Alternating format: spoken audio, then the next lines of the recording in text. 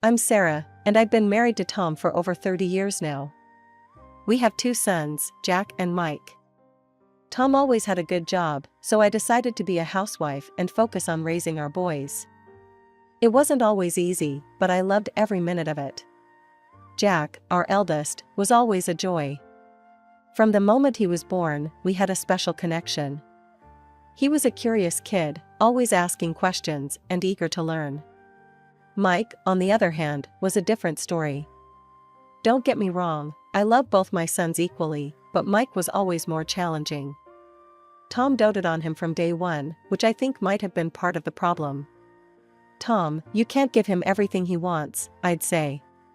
He needs to learn the value of things. But Tom would just laugh it off.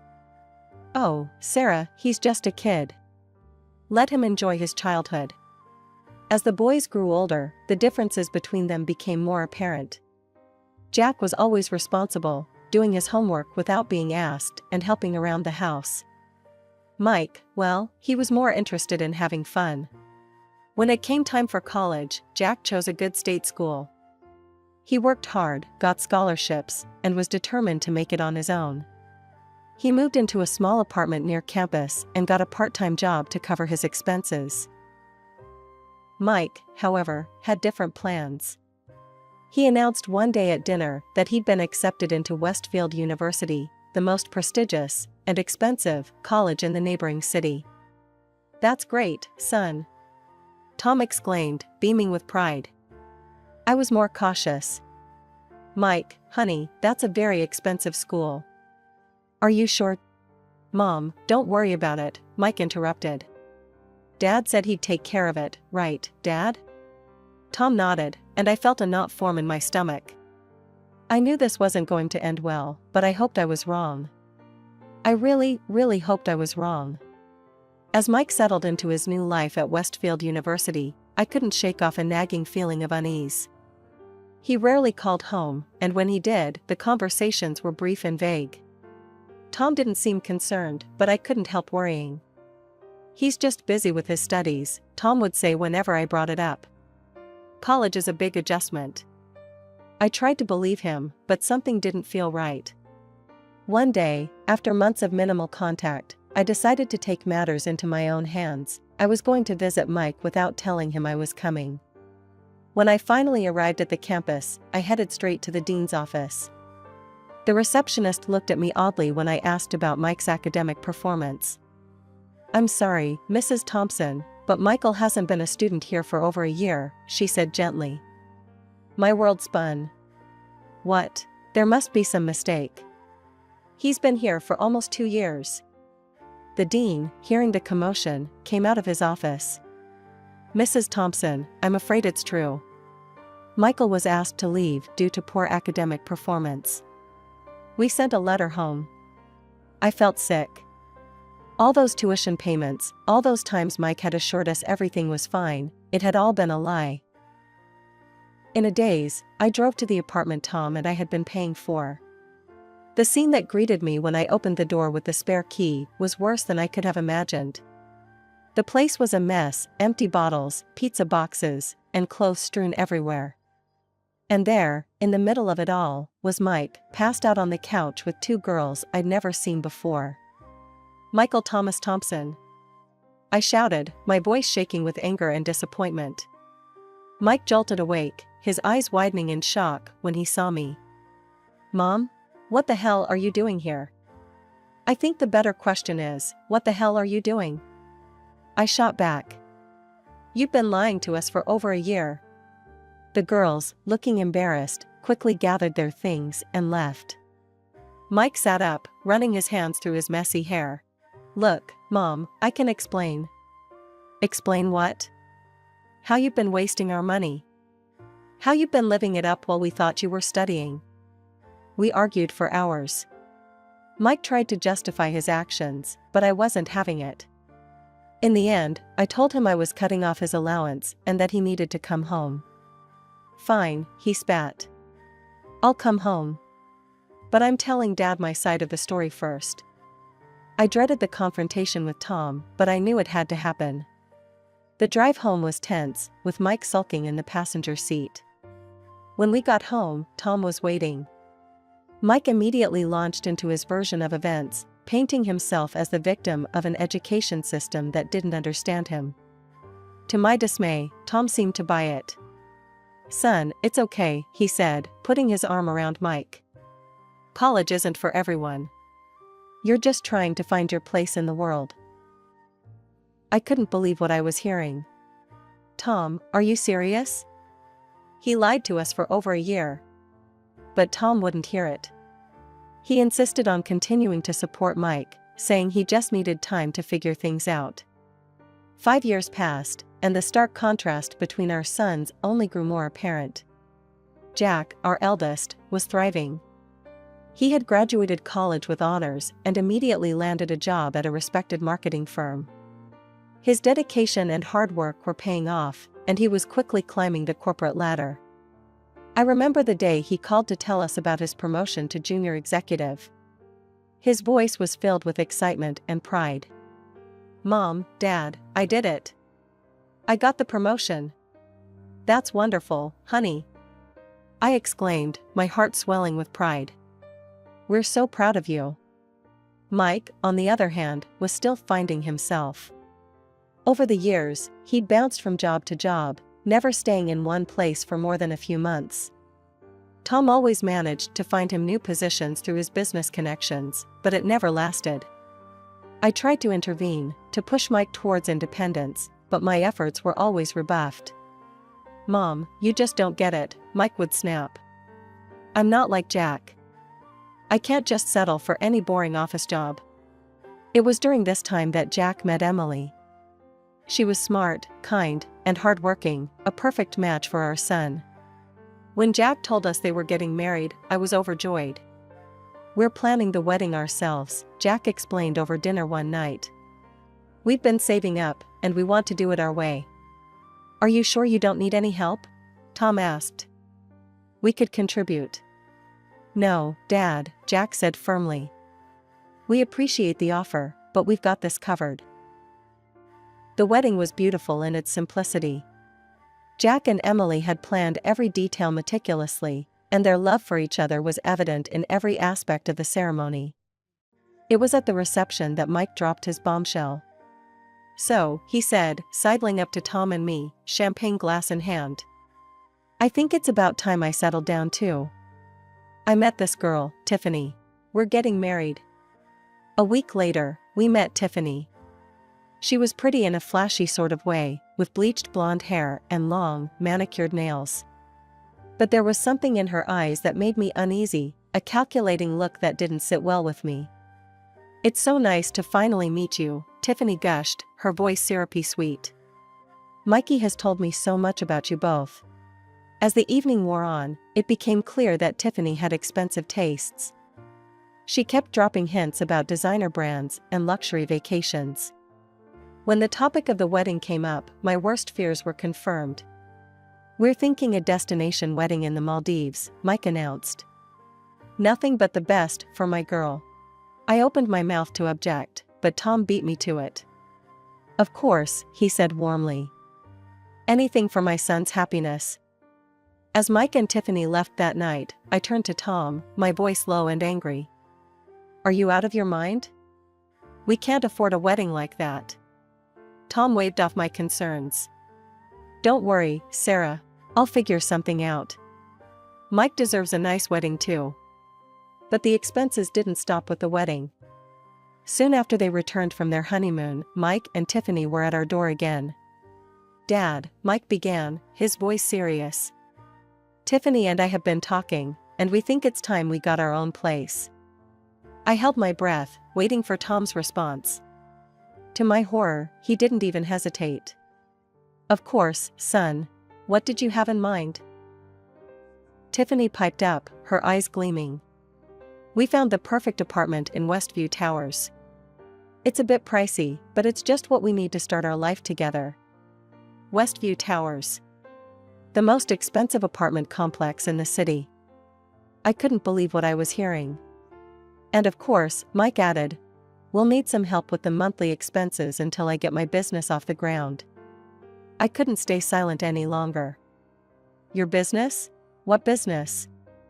Mike waved his hand dismissively. I've got some ideas. It's gonna be big, Mom. You'll see. That night, after Tom had agreed to buy them the apartment and provide monthly support, I tried one last time to reason with him. Tom, this isn't right. We're not helping Mike by doing this. We're just enabling him. But Tom wouldn't listen. Sarah, he's our son. We have to support him. Besides, Jack never needed our help. We can afford to do this for Mike. The next few months were a blur of Mike's failed business ventures and Tiffany's increasing demands. Each time they came asking for money, Tom would give in, and I felt powerless to stop it. It was during this time that we received wonderful news from Jack and Emily. They were expecting their first child. I was overjoyed at the prospect of becoming a grandmother, but this happiness was tainted by tragedy. Tom collapsed at work one day, suffering a massive heart attack. By the time I reached the hospital, it was too late. My husband of over 30 years was gone. The world seemed to stop. I felt numb, unable to process what had happened. Jack rushed to my side, taking charge of the funeral arrangements and supporting me through the haze of grief. Mike, on the other hand, barely seemed affected. He stood at the funeral with a bored expression, while Tiffany spent the entire time on her phone, her short black dress drawing disapproving looks from the other mourners. As we stood by the freshly filled grave, Mike suddenly turned to me. So, when do we discuss the inheritance? I am the sole heir, after all. I stared at him in disbelief, unable to comprehend the callousness of his words. In that moment, I realized that the son I had raised was truly gone, replaced by this selfish, entitled stranger. The same evening, Mike and Tiffany cornered me in the living room. The other guests had left, leaving behind a heavy silence and the lingering scent of sympathy bouquets. Mom, Mike started, his voice unnaturally loud in the quiet house. We need to talk about the inheritance. I stared at him, still numb from the day's events. Mike, your father's barely in the ground. Can't this wait? Tiffany stepped forward, her eyes glittering. With all due respect, we have a right to know. We have plans, you know. I felt a surge of anger cut through my grief. Plans?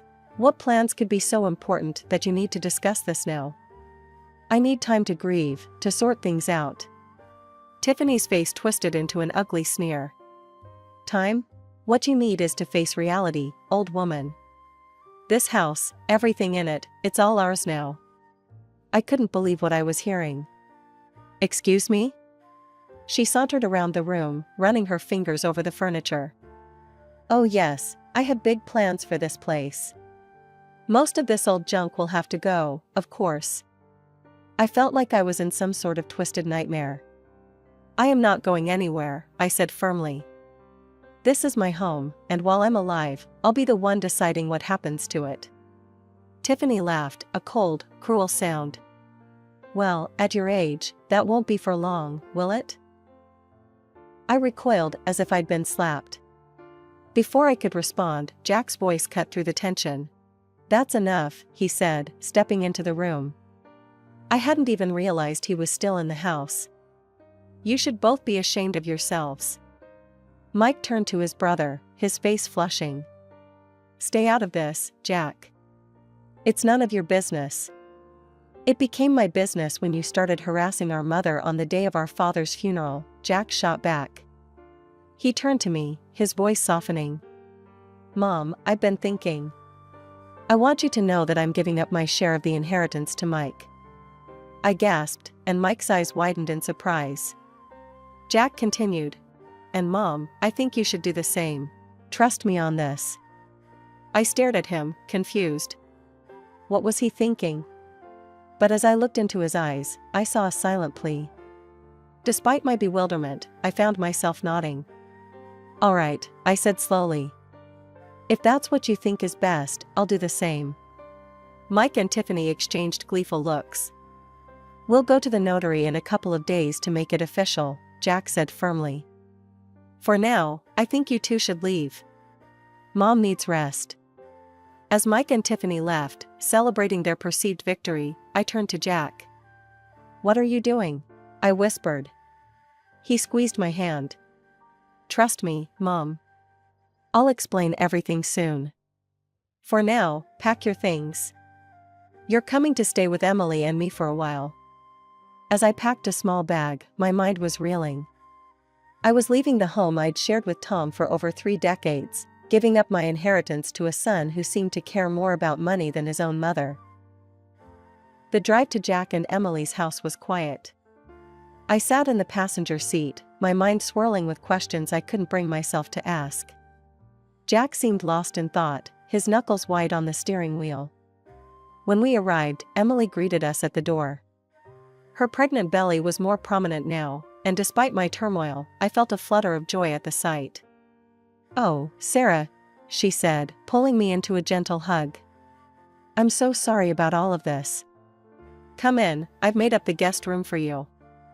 As I settled into the cozy guest room, I heard Jack and Emily talking in hushed tones downstairs.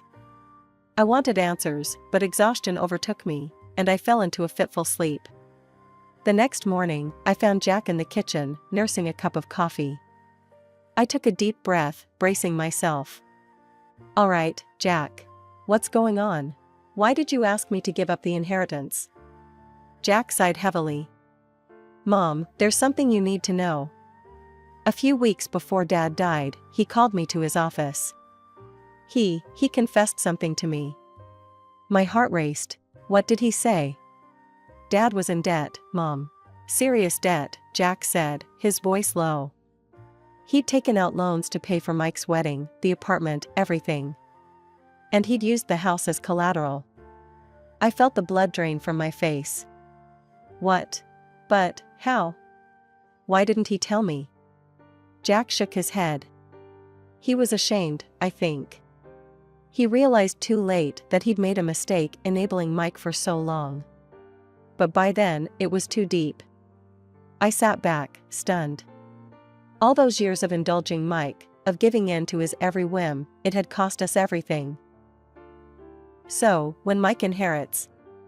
I began, realization dawning. Jack nodded grimly. "He inherits the debt too. All of it." I gasped. "But that means—" "It means Mike and Tiffany are in for a rude awakening," Jack finished. "They think they're getting a fortune, but what they're really getting is a mountain of debt." Part of me wanted to warn Mike, to protect him from what was coming. But another part, a part one wasn't proud of, felt a grim satisfaction. "Shouldn't we tell him?" I asked, my voice small.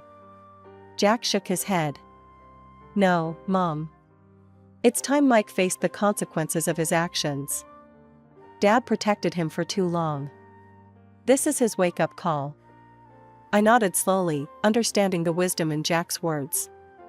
"But what about me? Where will I go?" Jack reached across the table, taking my hand. "You'll stay with us, Mom. For as long as you need. We've got plenty of room, and we'd love to have you here when the baby comes." Tears welled up in my eyes. "Oh, Jack. I don't know what to say." Emily joined us then, her hand resting on her belly. "Say yes, Sarah. We want you here." A few days later, we went to the notary's office to officially sign the waiver of inheritance. Mike and Tiffany were there, barely containing their excitement. As we signed the papers, I could see the gleam of triumph in their eyes. After the notary confirmed the documents were in order, Mike turned to me, his face twisted in a cruel smirk. "You know what, Mom? I've never loved you," he spat, his words dripping with venom. "You always tried to control me, always forbade me from spending money. And now look at you, a homeless old woman. I couldn't be happier." Tiffany laughed at his cruel joke, hanging onto his arm as they sauntered out of the office, heading to what used to be my home with Tom. The days following the notary visit were a blur of emotions. I tried to keep busy at Jack and Emily's house, helping with chores and preparing for the baby's arrival. But Mike's cruel words kept echoing in my mind, reopening wounds I thought had long since healed. One morning, about a week after we'd signed the papers, I was helping Emily fold laundry when my phone rang. The number was unfamiliar. Hello? I answered, a hint of trepidation in my voice. Mrs. Thompson, a cheerful male voice responded. This is Marcus from Lakeview Estates. I'm calling to inform you that your new home is ready for you to move in. I nearly dropped the phone. I'm sorry, there must be some mistake. I don't have a new home. Marcus chuckled warmly. No mistake, ma'am. Your late husband, Mr. Thompson, arranged everything. The mansion in our community is fully paid for and ready for you to take possession.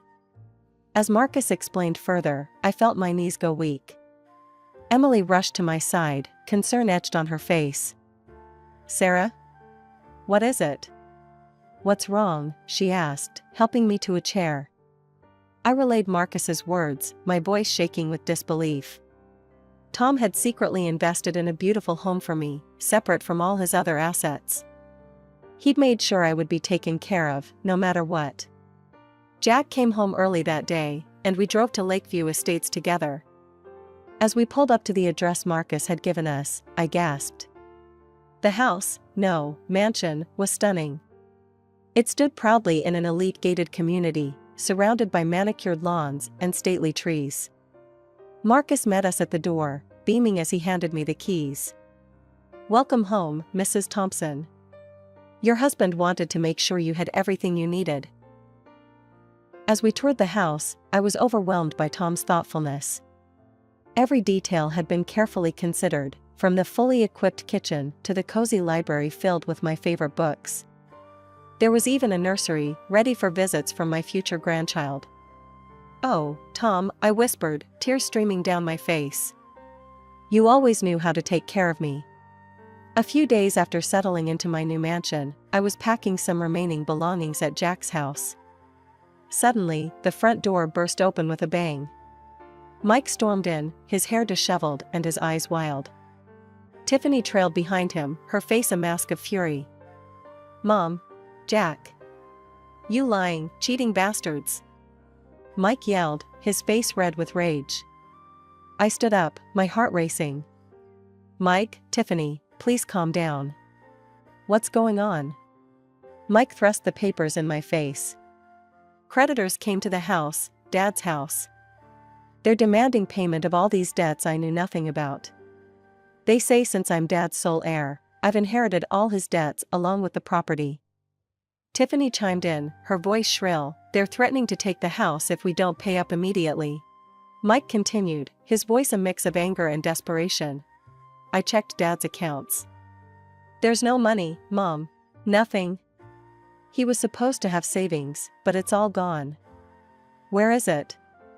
I couldn't help but smile sadly, the irony of the situation not lost on me. Your father invested that money in my mansion a few years ago. He put it in my name, so it's not part of the inheritance. Mike's jaw dropped, but then he perked up. Mom, you have to sell the mansion and give me the money. It's the only way to save Dad's house. I shook my head slowly.